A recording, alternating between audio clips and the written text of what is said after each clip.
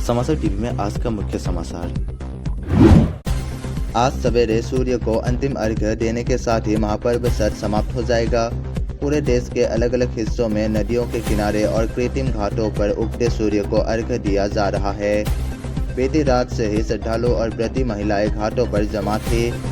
व्रतियों ने परंपरागत गीतों और श्रद्धा से सूर्य को अर्घ्य देने की तैयारी की है। अमेरिका के नवनिर्वाचित राष्ट्रपति डोनाल्ड ट्रंप ने अमेरिकी समय अनुसार गुरुवार को अपनी अभियान प्रबंधक सुसान समराल विल्स को व्हाइट हाउस के चीफ ऑफ स्टाफ के रूप में नियुक्त किया। उनकी नियुक्ति की पुष्टि अमेरिका के नवनिर्वाचित उपराष्ट्रपति जेडी वेंस ने की। वेंस ने सोशल मीडिया प्लेटफॉर्म एक्स पर पोस्ट करते हुए कहा कि यह बहुत अच्छी खबर है। बता दें कि सुसी विल्स अमेरिका के पहली ऐसी सुसी महिला है जिसे यह पद मिला है।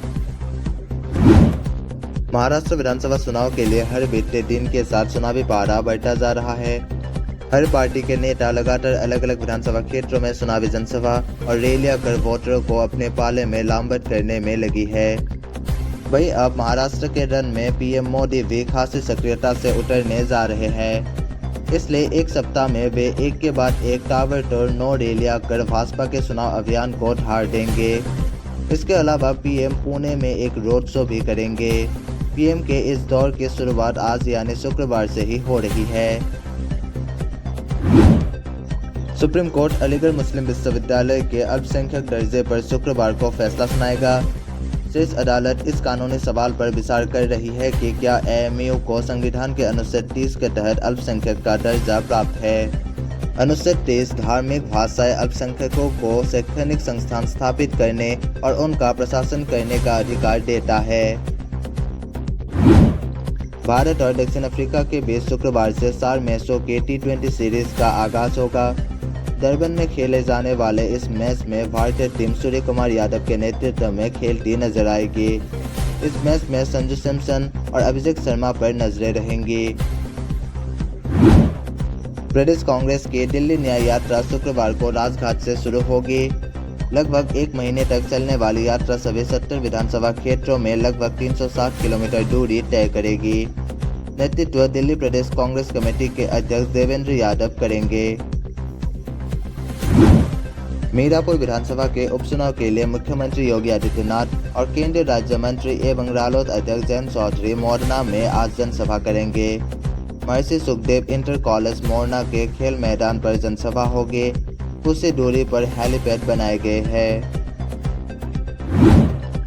आगरा में ताजगंज के तुलसी नगर में 65 वर्षीय वृद्धा की हत्या में पुलिस ने बृहस्पतिवार को आरोपी बेटे, बहू और पुत्र को जेल भेजा है। मुकदमे में नाबालिग पुत्रियों को भी नामजद किया गया है। पुलिस दोनों को किशोर न्याय बोर्ड के समक्ष पेश करेगी। तुलसी नगर के निवासी मार्कश्री की मंगलवार को घर में हत्या की गई थी। उनका शव कबाड़ रखने वाले कमरे में बोरों के नीचे दबा मिला था। हत्या का आरोप उनकी बहू रेखा, बेटे सुभाष, पुत्र अजय के अलावा 2 नाबालिग पुत्रियों पर भी लगाया गया। मामले में हत्या का मुकदमा दर्ज किया गया। मुख्यमंत्री योगी आदित्यनाथ शुक्रवार से लगातार 3 दिनों तक प्रदेश की 9 सीटों पर हो रहे उपचुनाव के लिए पहले दौर के प्रचार अभियान का आगाज करेंगे। एक दिन में 3 सीटों पर चुनावी सभा और रोड शो करेंगे। इसकी शुरुआत आज पश्चिमी यूपी से करेंगे। सीएम योगी पहले दिन गाजियाबाद, मीरापुर और कुंदरकी में चुनावी सभाओं को संबोधित करेंगे।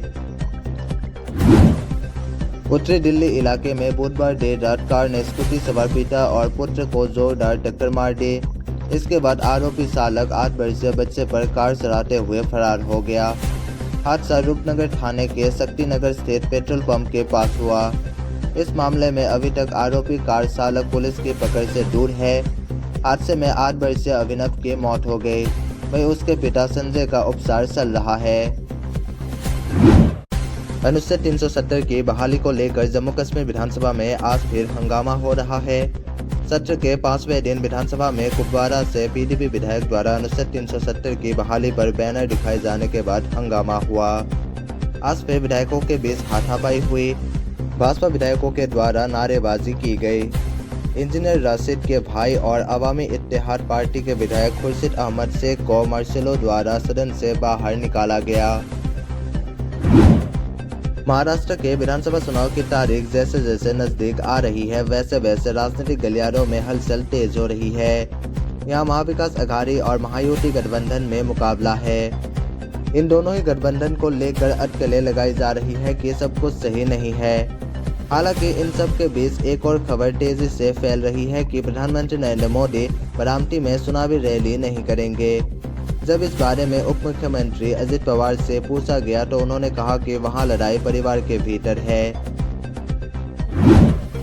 अमेरिका के राष्ट्रपति चुनाव में रिपब्लिकन पार्टी के डोनाल्ड ट्रंप की जबरदस्त जीत हुई। उनकी इस जीत को लेकर प्रधानमंत्री नरेंद्र मोदी समेत दुनिया भर के नेताओं ने बधाई दी। अब कांग्रेस नेता राहुल गांधी ने ट्रंप को जीत की बधाई दी है। इसके साथ उन्होंने राष्ट्रपति चुनाव में हार झेलने वाली डेमोक्रेटिक पार्टी के उम्मीदवार रही कमला हैरिस को चिट्ठी लिखी है। राहुल ने कहा है कि कमला हैरिस को उनकी राष्ट्रपति चुनाव के लिए चलाए गए अभियान के लिए बधाई देना चाहते हैं।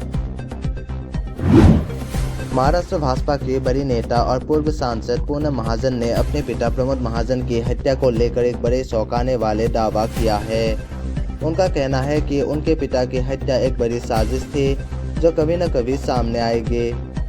साथ ही उन्होंने यह भी कहा कि उनके पिता की हत्या की जांच कराने की मांग को लेकर केंद्रीय गृह मंत्री और महाराष्ट्र के गृह मंत्री को पत्र लिखेंगी।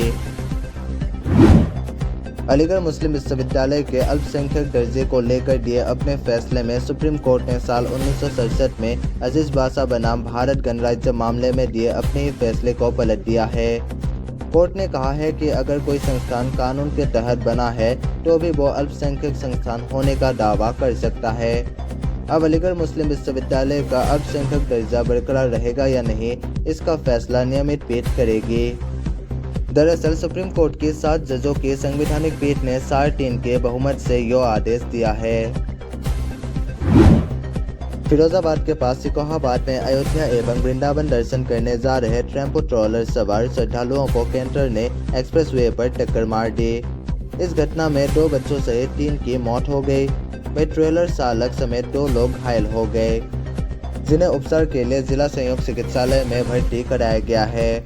वह अन्य घायलों को सैफई पीजीआई एवं मेडिकल कॉलेज फिरोजाबाद भेजा गया है।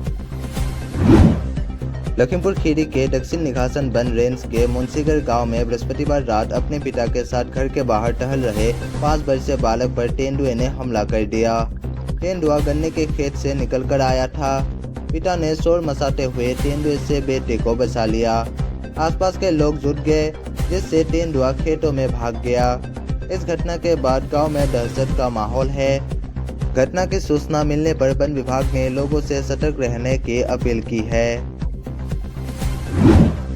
अयोध्या जिले के थाना पचरंगा क्षेत्र के हाईवे चौकी के पास सड़क हादसे में उत्तर प्रदेश विधानसभा के विशेष सचिव बृजभूषण दुबे की मौत हो गई, जबकि उनके बेटे कृष्णा और राजा दुबे गंभीर रूप से घायल हो गए। घटना गुरुवार रात 12:30 बजे उस समय हुई जब वो अयोध्या से लखनऊ जा रहे थे।